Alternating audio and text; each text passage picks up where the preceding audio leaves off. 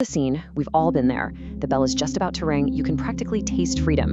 And then it happens. That one person raises their hand and reminds the teacher about the homework assignment everyone else conveniently forgot. The whole room just deflates. Well, today we are diving into a source that lays out a very specific, and let's be honest, a pretty dark psychological tactic for this exact moment. So, in that moment of pure collective frustration, what's the smart play?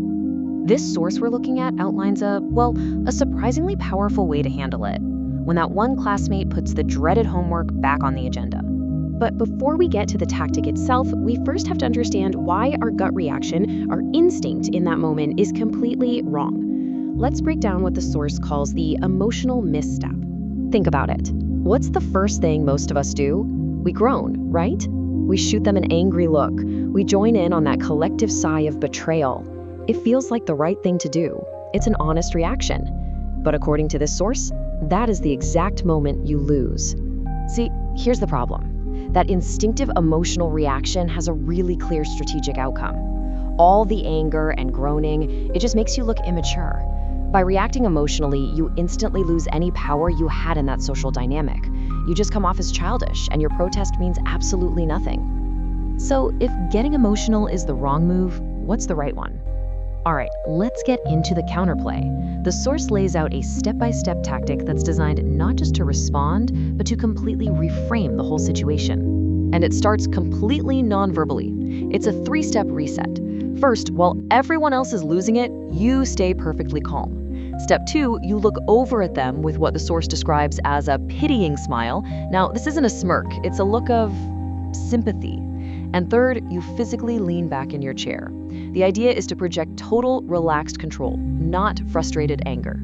Okay, so once you've set the stage without saying a single word, then comes the verbal part. And the delivery here is key. It has to be quiet, just loud enough for the target and maybe the people right around them to hear you. This is meant to be a surgical strike, not a classroom-wide confrontation. And then you say the line. You look at them and say, I hope that 5 seconds of validation was worth losing everyone's respect. Oof, that's a heavy hitter, isn't it? It's designed to completely redefine what they just did. They're not being a good student. They're just desperately trading their friend's respect for the teacher's approval. And this is the core of it, this idea of the bold trade. By using that line, you're not just insulting them. You're actually labeling their action. You're framing it as a conscious choice they made. They traded away their social standing, the respect of their classmates, for one tiny moment of validation from a teacher. It's a really powerful psychological frame. Okay, but what if they don't just sit there and take it? What if they try to push back? What if they actually try to defend what they did? Well, the source anticipates this, and it has one final move designed to completely shut them down. And the timing on this next part is absolutely critical. According to the source, you have to wait for them to open their mouths to defend themselves, and then you interrupt them the instant they start to speak. You cut them off before they can even get their first word out. And this is the final blow, again delivered as a whisper. It's okay. I actually feel sorry that your self-worth is tied to a homework assignment. Do you see the shift there? It moves from judgment to pity, which is way more disarming. You're basically framing their entire identity around this one tiny action. So what is the point of all this? What's the real outcome of a maneuver this calculated? The source is very, very clear about the endgame. It's about establishing total social dominance. Yeah, the source is brutally blunt about the goal here. This isn't about winning an argument or just making someone feel bad for a second.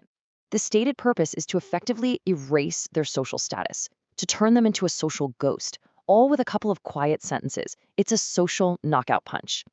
So we've walked through the whole tactic, from the body language all the way to that final devastating line. But what are we supposed to take away from all this?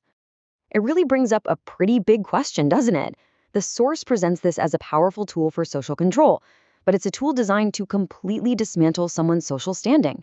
And so the real question is that a trade you'd be willing to make? That's something to think about.